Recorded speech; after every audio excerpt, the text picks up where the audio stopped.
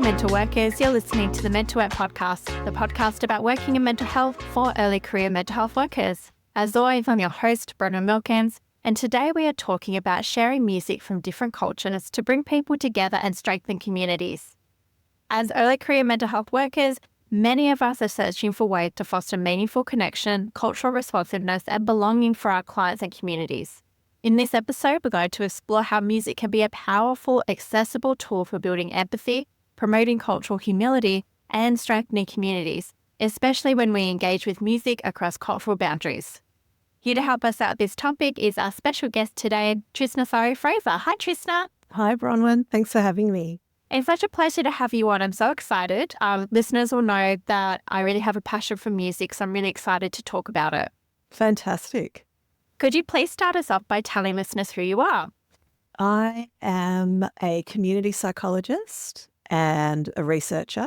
At the moment, I'm working at the University of Melbourne, and I have two positions there. One is in the Faculty of Fine Arts and Music.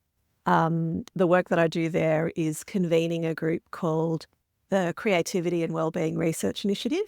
And the other position I have is within the School of Population and Global Health.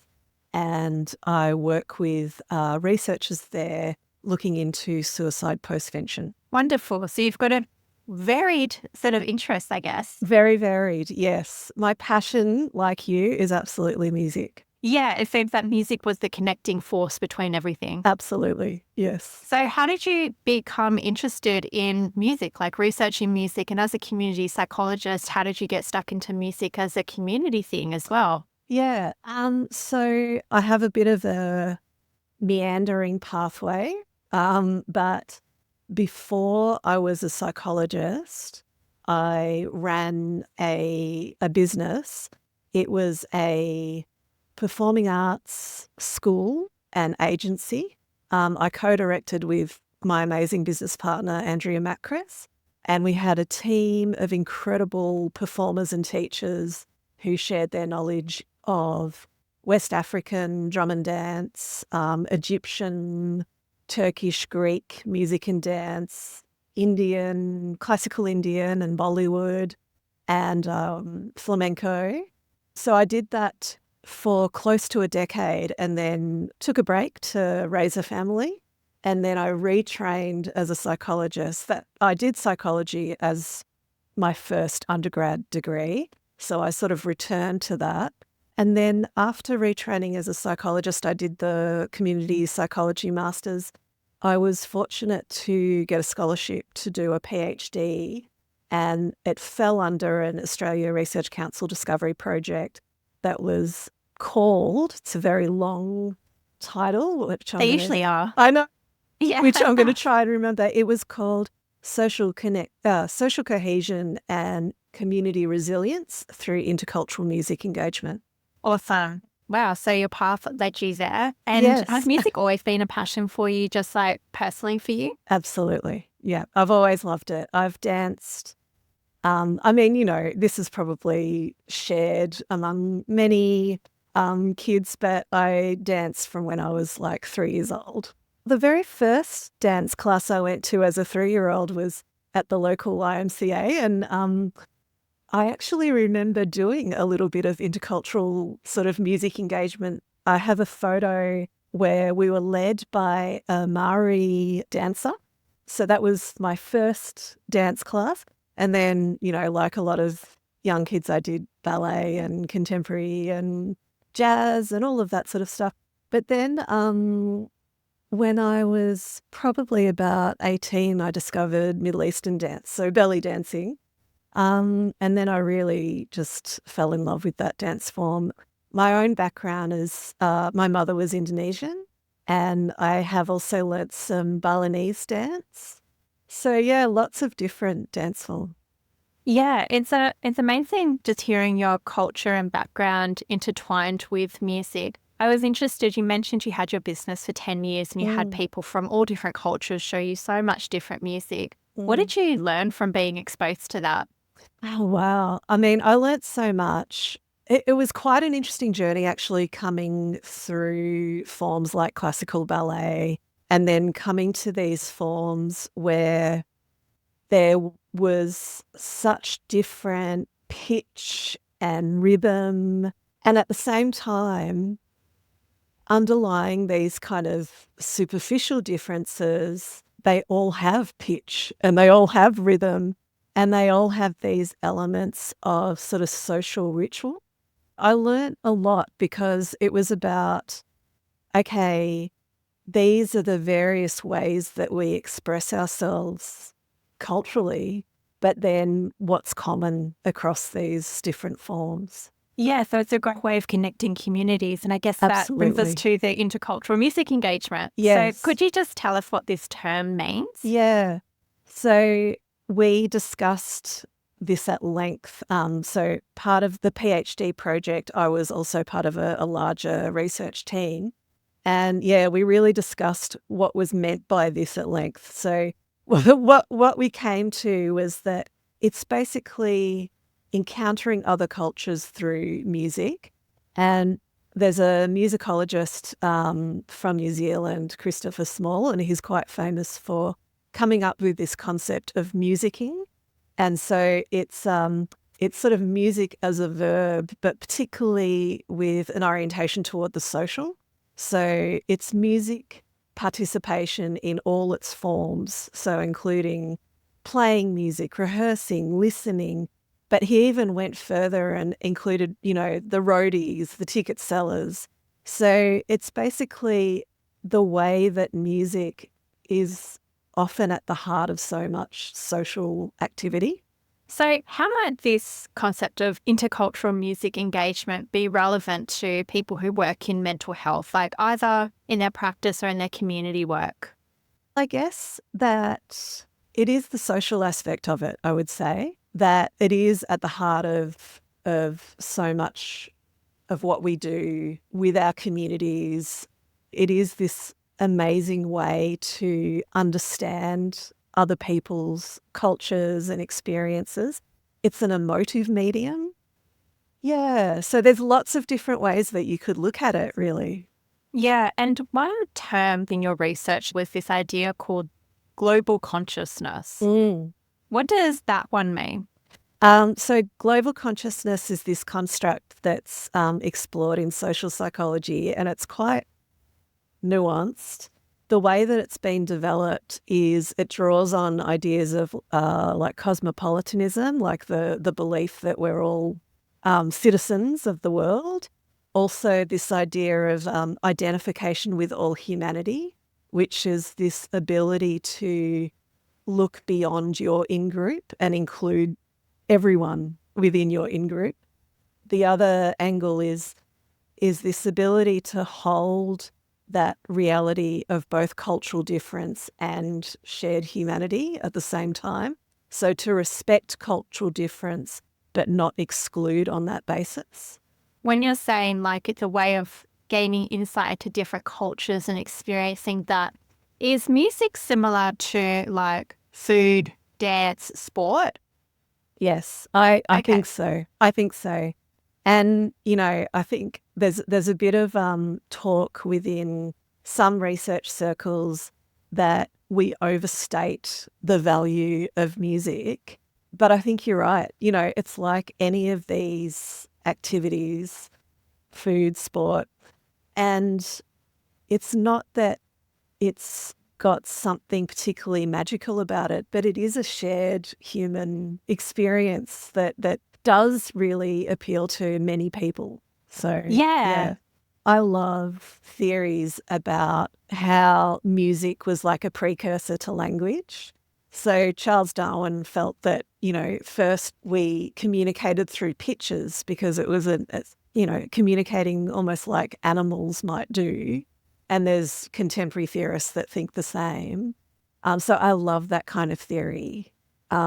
Famously, Steven Pinker, the cognitive psychologist, says that music is evolutionary cheesecake, which is basically he's just saying that, or does he say evolutionary cheesecake? Auditory cheesecake, that's what he says, which is basically he's saying that it was just an evolutionary byproduct. But I much prefer theories that put it front and center of our evolution. It was a precursor to our language. I think I prefer theories that put it front and center too. And I might be biased because I love music, but it's like whenever you think of, say, people in older age and maybe they have dementias, and there's like a common occurrence is that they may lose memory for a lot of things, but you hook them up with some music from early in their life and they can sing and tap and dance along. And it just suggests that, to me, that suggests that music is just so inherently important that our memories are geared to remember in that format. Yeah, absolutely. And I mean, I do think that maybe being a cognitive psychologist, maybe Pinker is kind of stuck in his head a bit. The footage that I love as a dancer that relates to what you're talking about is this footage of a woman in an aged care facility. She used to be a ballet dancer and her carer plays Swan Lake, and she is basically moving to the music, and they put it side by side with footage of her as a young dancer, and she is remembering the choreography. It's incredible. Yeah. It's so beautiful. Yeah. I think I've seen the same footage, and there's been others maybe with people who have Parkinson's disease and the shuffled gait. And then when you get the music and the dance, it's so flowing, their movement. And the same principle's been used in melodic intonation therapy for stroke victims who have lost the ability to speak, but they can sing. It's incredible.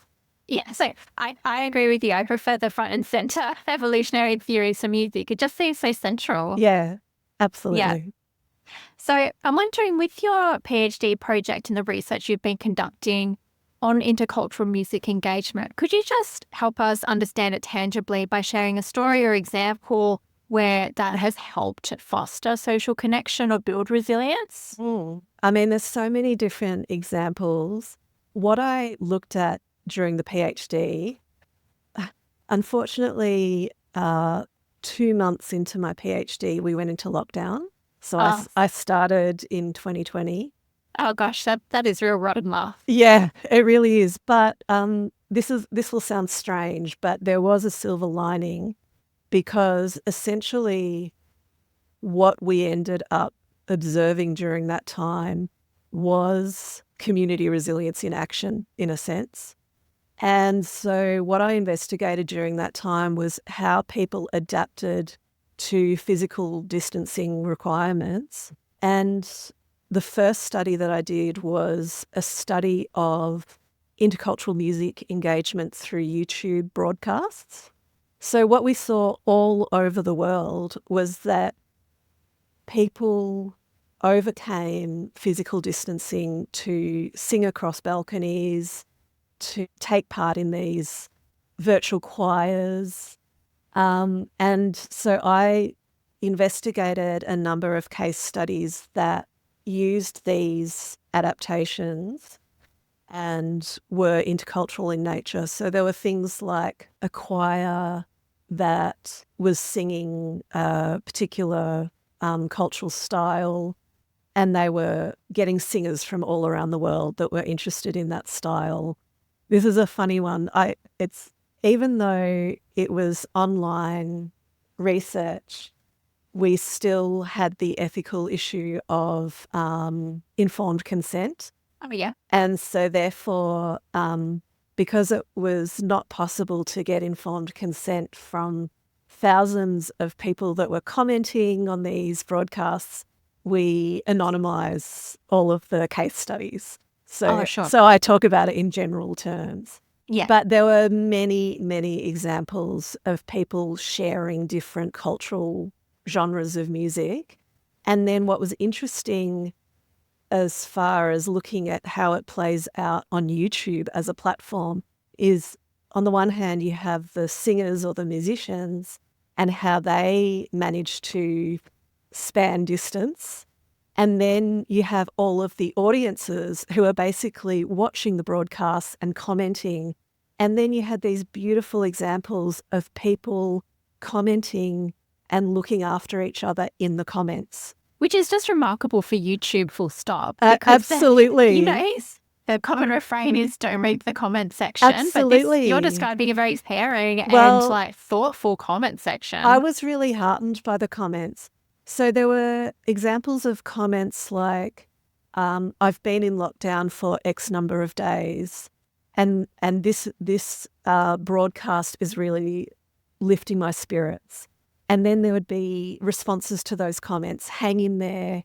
I'm in X place. We've been in lockdown for X amount of time. So there was that sort of demonstration of community resilience. And the fact that it hinged around these intercultural music performances meant that people were also saying, hello from X place in the world. Wow, I haven't seen this type of music since I was a child growing up in X place. And so it was this real bonding experience for people because it drew on nostalgia, cultural identity and their pride in their cultural identity. And then, there was then this kind of experience, like a diasporic experience where, people were saying, oh, yes, I grew up in such and such a place. Now I live, X, Y, Z. So it's just this amazing experience where we're global, but often our hearts and minds are so local. That's a really beautiful illustration. And I was absolutely thinking of the choirs when you were talking, like before you said it. And I'm so glad you brought up that example. It's such a beautiful example, isn't it? So beautiful.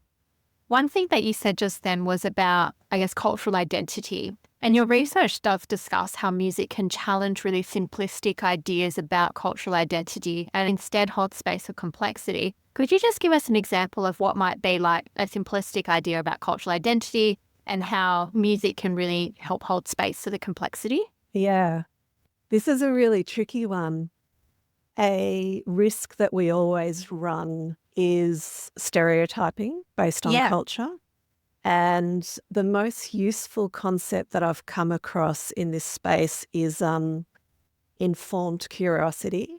It's a psychologist from Toronto, I think, Jessica Deer. And so it's this idea that when we're working with different cultural identities or with mixed culture, we want to go in as informed as we can be of possible cultural differences, but then go in with this sense of curiosity because in the end, we're always working with an individual that has their own experience or interpretation of events, and just remembering that there's actually more variability sort of within groups than between them, in a sense.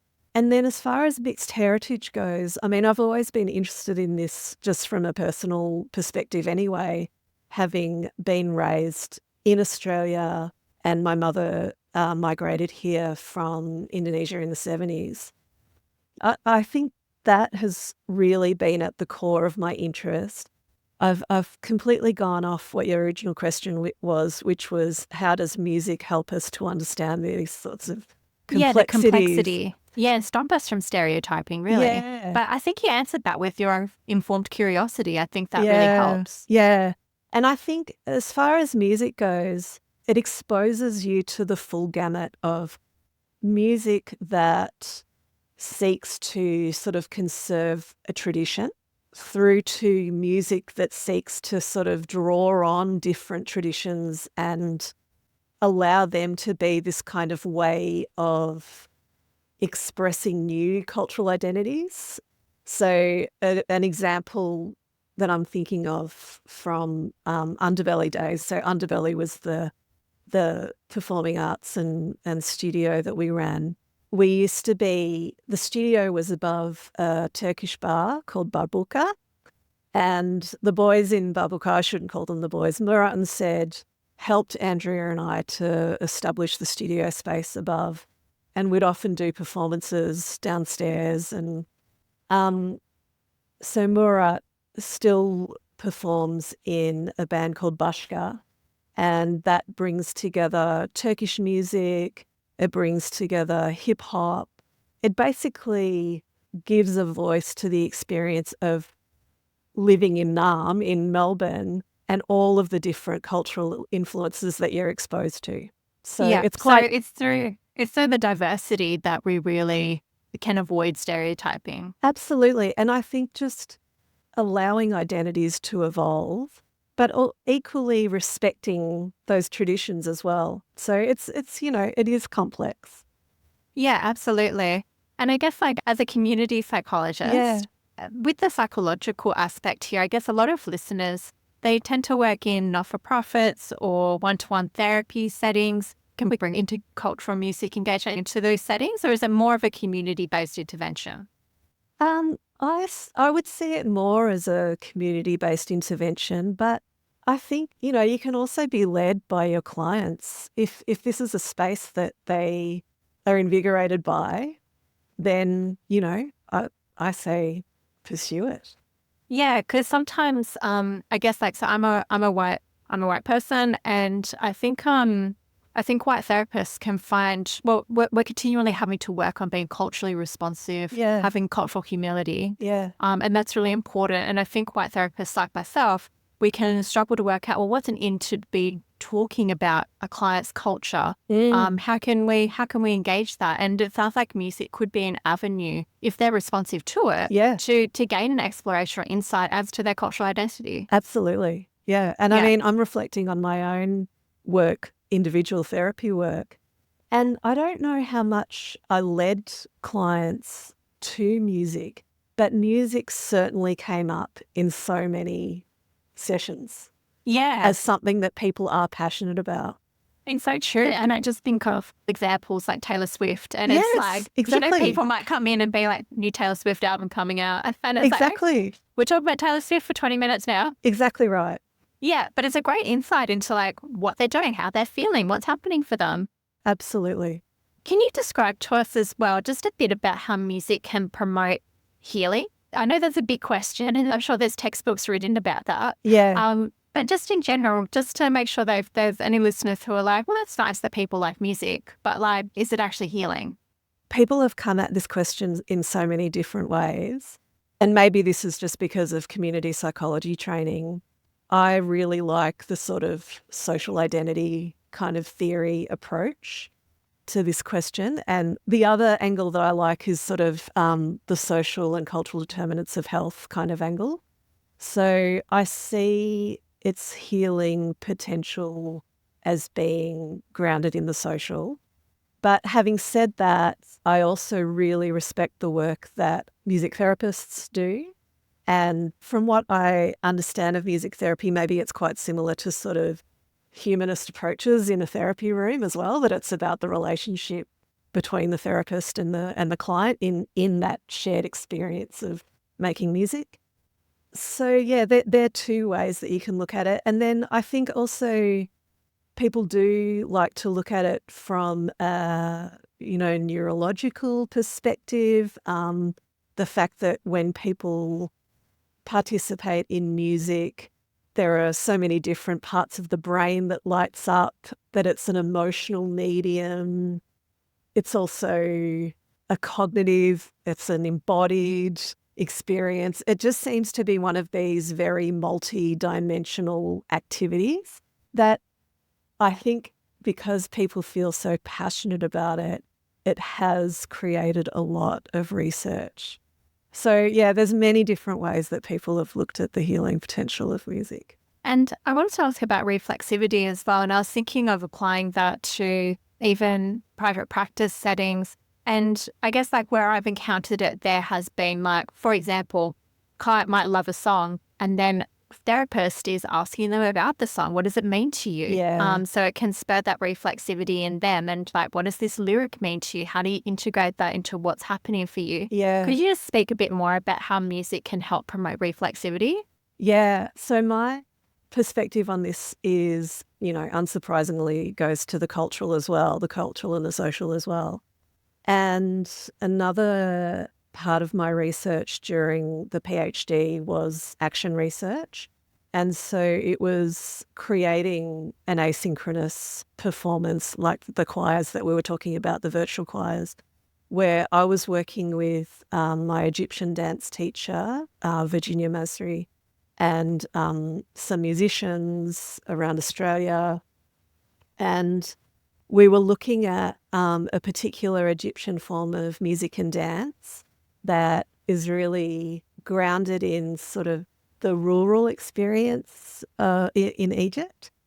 As far as reflexivity goes, there were so many different levels of inquiry around this project. So on the one hand, I love this music and I love moving to this music. There's something about it that I really feel drawn to, and I really feel natural in my body when I move to it. So there was like the embodied kind of level. But then I was grappling with the fact that I'm not Egyptian and that I'm representing this dance form by performing it. And similarly, the musicians that I was collaborating with, we had musician of Maltese background, we had musician of Anglo-Australian and British background. We were also collaborating with a filmmaker of Italian background. Interesting. And so we all brought these different sort of cultural perspectives. And so part of the inquiry was self-reflexivity about what am I doing this dance form? What does it mean that I feel drawn to it and feel comfortable with it? And yet it is representing the experience of someone that is on the other side of the world and I have no connection to except through my Egyptian dance teacher. And so there were these so many different levels. And I think that's what's interesting about music is that it is this embodied experience and it is something that we feel passionate about or emotional about. But at the same time, it is grounded in social and cultural context. And therefore, it has different meaning for different people. It was just an interesting process of me understanding other people and understanding an experience that was so far from my experience through embodying this form. It's a multi-layered thing that you're describing of the reflexivity, and maybe reflexivity is the answer to this next question, which is about cultural appropriation and tokenism. Yeah. It sounds like to me the way you're describing it was that reflexivity can help prevent that appropriation by recognizing your place in this broader cultural arena. But could you just say a bit more about that, or is that accurate? Yeah, absolutely. No, that's right. So cultural appropriation is such an interesting one. And I think for a time I stopped dancing because I really felt that it was problematic. That I was Interesting. Yeah, that I was sort of representing this form. And I think what I came to through the research was that you do need to be conscious of the ethical implications of what you're doing. The other side of it is that we can learn so much from sharing. And in the end, sharing art forms and making connections is so important, especially given how polarized, things can get.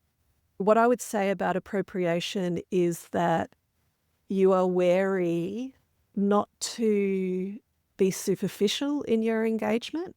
Having said that, we all need to start from somewhere. So, wherever you start from, I think it's great.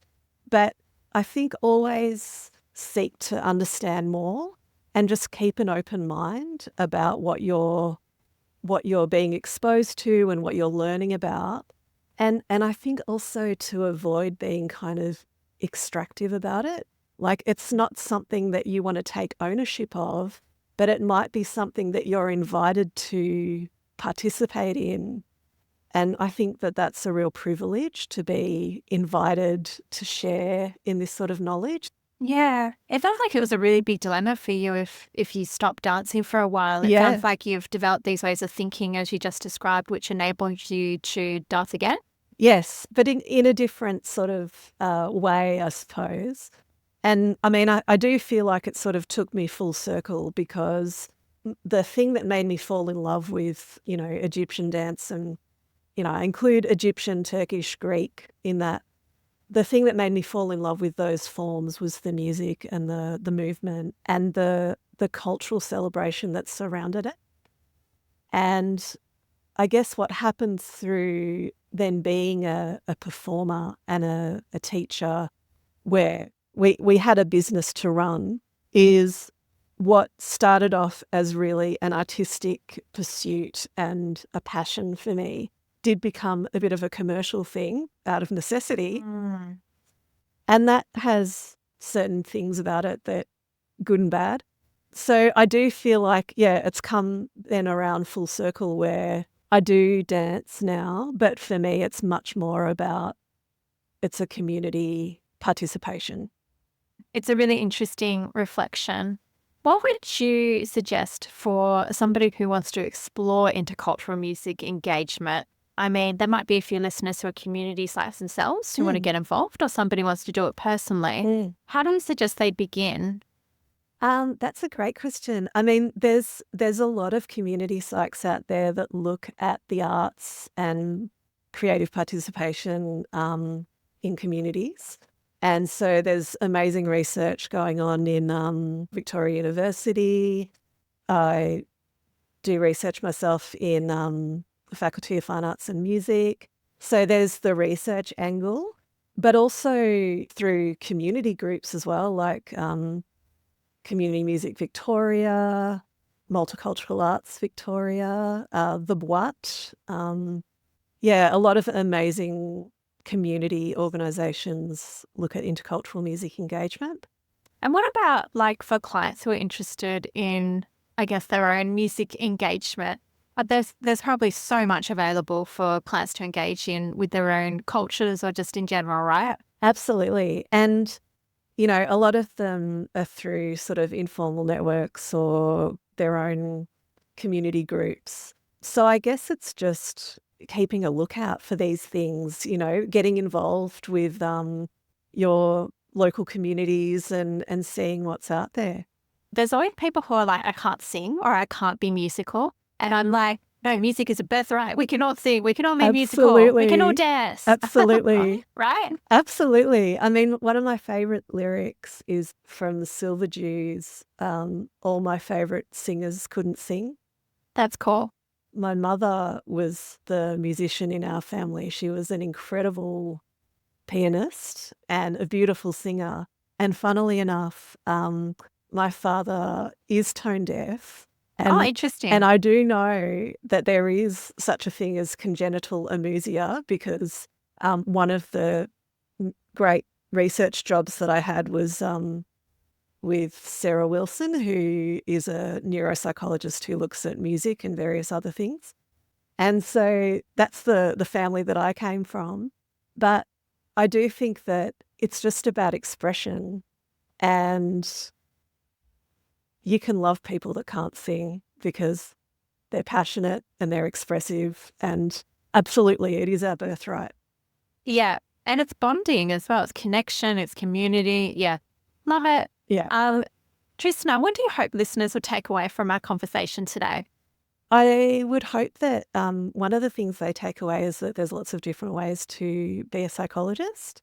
I have a private practice and I do one-on-one therapy, but there's so many different ways that we can offer our expertise, really. Yeah, no, thank you. That's a really beautiful takeaway. And it's one of the things we do try and focus on the podcast, because I think there's a lot of early career folks or people interested in psychology who only have the narrow understanding of clinical psychology. And I think it's wonderful to expose them to people like yourself who are community psychs, who do work in research as well as in practice and do these community-based interventions. Yeah, great. Thank you so much for joining us on the podcast today, Trisna. It's been a real delight to talk with you about this topic. Thanks, Bronwyn. Listeners, if you enjoyed this episode, please make sure that it gets into the ears of somebody else. It's the best way to help the podcast get out there. Thanks for listening to Mental Work. I'm Bronwyn Milkins. Have a good one and catch you next time.